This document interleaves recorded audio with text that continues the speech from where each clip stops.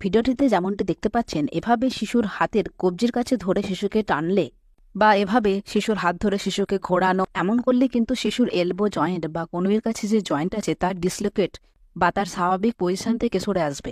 Hot করে শিশুর কবজি ধরে আরো জোরে টান দিলে শুধুমাত্র কনুইয়ের হাড় সরে যাওয়ায় নয়, এমনকি কবজি থেকে হাড়ে ফ্র্যাকচারও হয়ে যেতে পারে।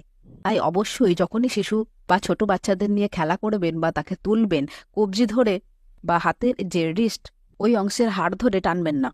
সবসময় চেষ্টা করবেন বগলের তলায় হাত দিয়ে শিশুর কাঁধের যে জয়েন্ট সেখানে সাপোর্ট দিয়ে তবে শিশুকে কোলে তুলতে বা তার সাথে খেলা করতে। কিন্তু এই ছোট বাচ্চাটির মতো আপনার শিশুরও অল্প একটু ভুলের জন্য এরকম হাড় ডিসলোকেট হয়ে যেতে পারে, এবং অনেক ক্ষেত্রেই বাচ্চা কথা না শোনায় বা আবার রেগে গিয়ে বা বিরক্ত হয়ে বাচ্চাকে টেনে হিঁচড়ে হাতের কবজির কাছে এভাবে ধরে তুলে নিয়ে যান। হঠাৎ রাগের বশে শিশুকে এভাবে ধরে টানলে কিন্তু শিশুর অনেক বড় ক্ষতি করে ফেলবেন। আবার কোনো এর হাড় ডিসলোকেট হলে কিন্তু আপনার ছোট শিশু